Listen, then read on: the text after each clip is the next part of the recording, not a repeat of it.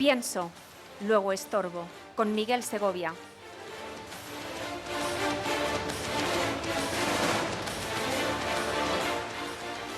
Jaén, que no te engañen.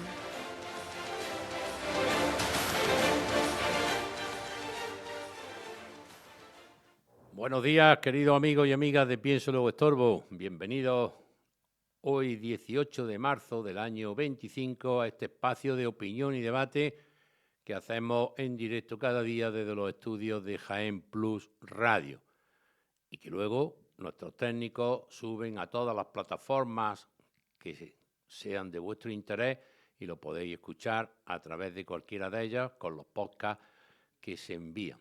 Y además ahora, como gracias a YouTube también la radio se puede ver, pues a través de la aplicación de YouTube pues podéis ver en directo este programa con los asistentes que haya en cada momento en los programas que se emiten. Avanzamos, queridos amigos, en una cuaresma muy lluviosa. Afortunadamente, aunque al menos en el patio de mi casa, como yo siempre digo, no se ha recogido ni mucho menos el agua que cayó el año pasado en marzo. Aún nos queda un largo trayecto, también es cierto que hasta el jueves de la semana que viene, por lo visto, va a estar lloviendo y veremos a ver el final, el resultado. Ayer también algunos optimistas me decían, bueno, como está lloviendo ahora en marzo, ya en la Semana Santa será espléndida y no lloverá.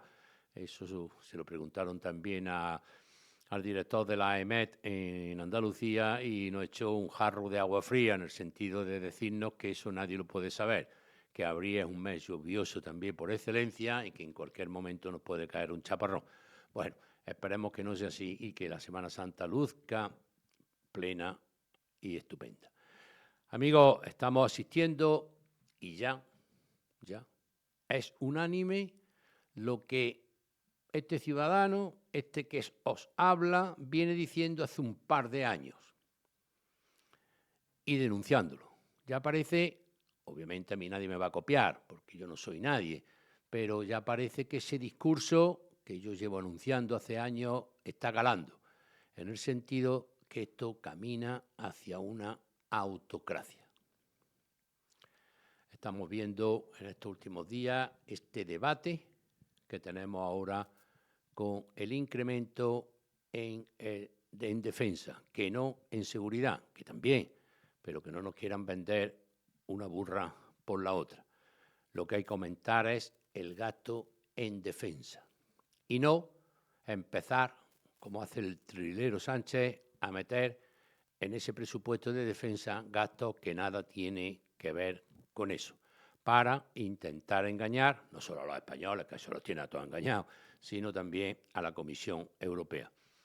Pedro Sánchez ha pasado años, en estos últimos, por ejemplo, quejándose con razón del incumplimiento constitucional que suponía el hecho de mantener la renovación de la cúpula del Poder Judicial bloqueada.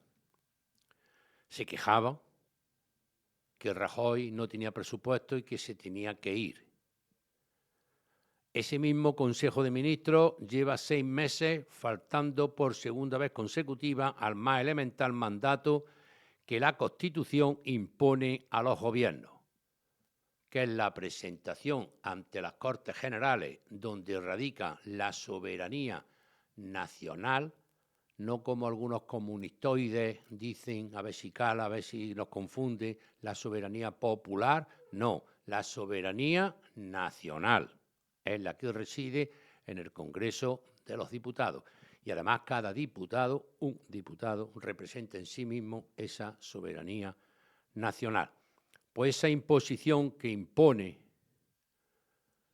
la Carta Magna a los gobiernos no es ni más ni menos que en los días primeros de octubre de cada ejercicio se tiene que presentar el proyecto de presupuesto. Y como bien sabéis, ni siquiera hay indicios que piensen que lo va a hacer, ya que cada día se evidencia más esa soledad ante la que se encuentra el gobierno de España, porque sus socios lo están abandonando sistemáticamente. ¿Para qué? Los presupuestos para poder incorporar, como tiene que ser, en esos presupuestos que se tienen que votar en el Congreso de los Diputados, la inversión en defensa que se está exigiendo desde Europa. el desdén sanchista a las dos cámaras. Ya sabéis que al Senado, que tiene mayoría absoluta el PP, prácticamente no va, y al Congreso de los Diputados tampoco va, busca siempre una excusa para no ir, y si va, está 10 minutillos y habla, suelta la perorata y ante el asombro de todos se larga, no espera por vergüenza a pararse a escuchar lo que tienen que decirle los demás. La pretensión de subir el gasto militar a través de mecanismos, como decía antes, de ingeniería financiera, escamoteados al control de los legítimos representantes de los ciudadanos, pues esto constituiría un escándalo de tal magnitud que en cualquier país democrático sería sancionable. En España, pues ya sabéis, amigos, aquí se está normalizando absolutamente todo. No habrá amnistía, la hay. No habrá condonación de la malversación, la ha habido. No habrá indulto, los ha habido. Y así sucesivamente. Nunca pactaré con Bildu, pacta y lo recibe en la Moncloa. Por eso decía que en cualquier país democrático toda esta sarta de mentiras y toda esta sarta de embustes hubiera costado a cualquier presidente democrático la dimisión. Pues este va a enmierdarlo todo y va a sustituir esa presentación de los presupuestos por movimientos opacos, camuflados bajo tecnicismos burocráticos que nadie entiende. Se trata de evitar la escenificación de la soledad gubernamental por el abandono de sus habituales socios y por la propia voluntad presidencial de descartar todo pacto o diálogo con el único partido al que podría recurrir en busca del respaldo, que no es otro que el Partido Popular. Este odia al Partido Popular. No es su adversario, los odia. Y, por tanto, prefiere no pedirle el voto para este incremento en la defensa, ya que no tiene de sus socios, a tener que pactar con ellos. Los odia. En este contexto, el Partido Popular está obligado a denunciar esto, no solo ante los ciudadanos, sino que debería ya coger las maletas e irse a la Comisión Europea y explicarlo ante las autoridades de la Unión Europea. Pero no haciendo un discursillo allí en el atril del Parlamento, que eso aquí están todos con los pinganillos, están todos con los móviles, la mitad no asiste. Eso no sirve absolutamente para nada. El Partido Popular tiene que conseguir sentarse con la presidenta de la Comisión, con los comisarios europeos en una mesa y explicarle qué es lo que está pasando en España. No discursitos, notas de... No, con la presidenta de la Comisión y, si puede ser, con los comisarios europeos y decirles, señores, en España está pasando esto. Por supuesto, y aunque no vaya a servir de nada, debería de acudir al Tribunal Constitucional a denunciar lo que os estoy comentando, que no es ni más ni menos que esta flagrante transgresión de la normativa presupuestaria y una de las más elementales reglas democráticas. Primero, porque el PP es la oposición, en su condición de alternativa de poder, la que puede garantizar la continuidad del compromiso con la Alianza Atlántica, con la OTAN. Y luego, sobre todo, porque la seguridad del continente no es cuestión con la que se puedan hacer trampas. Pero como Pedro Sánchez está acostumbrado diariamente a hacer trampas, pues con esto quiere volver a hacerlo. Si hay 260 diputados, que es más que 2/3 del Congreso de los Diputados, para avalar una sólida mayoría parlamentaria, el líder, supuesto líder de la nación, ha de explicar en Bruselas por qué se resiste a implementarla, por qué no acude al Partido Popular para conseguir los votos necesarios para ello. Esto es lo que tenemos, un avance más hacia la autocracia.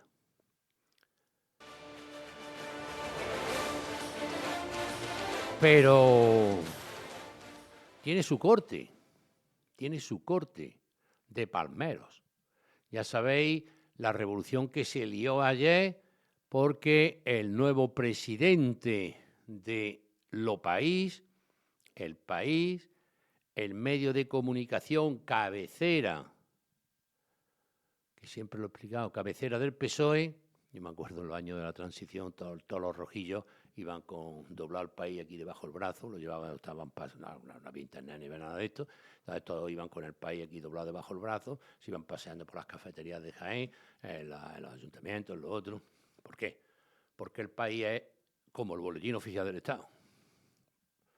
Es una traslación del pensamiento del PSOE. Pero sabéis ahora lo que está pasando con el lío este que se tienen en el grupo Prisa, El País, la SER, etcétera, etcétera, etcétera, que parece que hay una pequeña revolución porque el nuevo presidente de Prisa, un señor que se llama Joseph Orwellian, pues se está rebelando contra las políticas de Sánchez. Ya sabéis que Sánchez tenía preparada a través del grupo Prisa, la SER, El País, todo esto, lo que se ha venido a denominar Telepedro.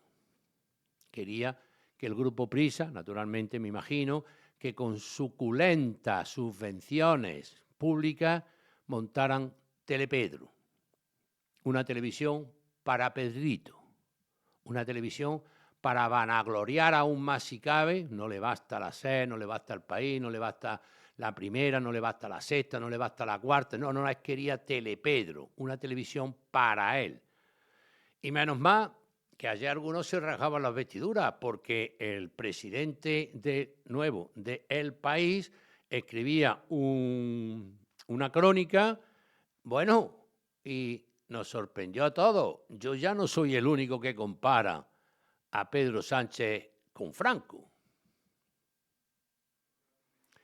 Ya también el presidente del País en su artículo, pues lo compara con Franco, porque dice en ese artículo textualmente que en este contexto sería inaceptable que cuando estamos recordando que hace ya 50 años murió el dictador Francisco Franco, alguien dirigido a Pedro Sánchez, cayera en la tentación de tratar de adueñarse de un medio de comunicación independiente desde el poder, bien directamente, bien utilizando algunas de las empresas estatales como instrumento. Es decir, que lo comparaba con Franco, El País. Algo está pasando aquí, que se están moviendo los cimientos de esta supuesta o de lo que queda de democracia en el país. Pero claro, siempre hay quien lo alaba. Entonces, un presidente, un partido socialista lleno de corrupción hasta los tuétanos y un presidente del gobierno que su mujer está imputada por 4 o 5 delitos. Su hermano, lo de su hermano ya ni lo nombramos. Su ex número 2, el señor Árbala, el golfo un cabecilla de toda la corrupción, imputado. Sus ministros investigados. El fiscal general del Estado imputado. La prostitución de los altos cargos del PSOE pagada con dinero público. Pues no os preocupéis, que para eso está el CIS, el Centro de Investigaciones Sociológicas, que ayer, viendo cómo está el palograma, como dicen por ahí, viendo cómo está el palograma, pues salió en defensa una vez más de Sánchez. Y ya no es que le dé ganador de las elecciones, por supuesto, ya no es que le dé ganador de las elecciones, sino que lo disparan. Ya le saca casi 5 puntos al Partido Popular. Es decir, el CIS va en contra de todas las encuestas sociológicas que se hacen en este país. Pero claro, el CIS está ahí para insuflar ánimo en las bases del PSOE. Bueno, y Pedro Sánchez no cree, porque ese no se cree esto, ni borracho. Fijaros, qué torpeza, si yo fuera Pedro Sánchez, qué torpeza. Si a mí me da el CIS, que se supone que es el estudio sociológico más potente que hay porque gastan dinerillo público como si no hubiera, se supone que es el estudio sociológico más importante, pues yo convocaría elecciones mañana. Si me creyera un 1% estas encuestas, porque si te está diciendo que estás a 5 puntos del Partido Popular, pues convoco elecciones inmediatamente, las gano y tengo otros 4 años de gobierno. Fijaros cómo será la cosa que ni el propio CIS se lo cree. Y por aquí, por Jaén, todavía están las secuelas de las primarias del PSOE. Siguen hablando los dos candidatos, la señora Ferri y el señor Latorre, lo mismo de siempre, pero además ya con ese tono chulesco y esto, nuestro objetivo es derribar a la derecha. Decía la señora Ferri ayer en una rueda de prensa, derribar. Bueno, pues sonora sorpresa, porque donde esperaba uno ganar, ha ganado el otro con rotundidad, donde esperaba el otro ganar, ha ganado la otra con rotundidad. Quiere decir que son más falsos que Judas, que le han prometido a los dos lo mismo y al final no han ido ni en un lado ni a otro. ¿Eso qué quiere decir? Que, como ya os dije ayer, es muy difícil luchar contra el aparato. Entonces, en muchos pueblos, el jefecillo del PSOE del pueblo, que será el concejal del pueblo, el matoncillo del pueblo, bueno, pues le dice, no te preocupes, Ferri, que te vamos a votar todos. Y luego llega y no lo ha votado nadie.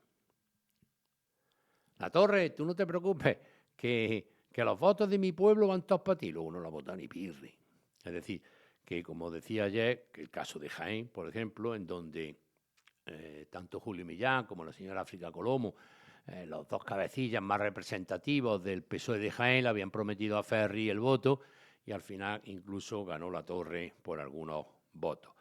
Además, esas diferencias han sido muy notables en pueblos donde prácticamente alguno de los candidatos no ha recibido voto alguno.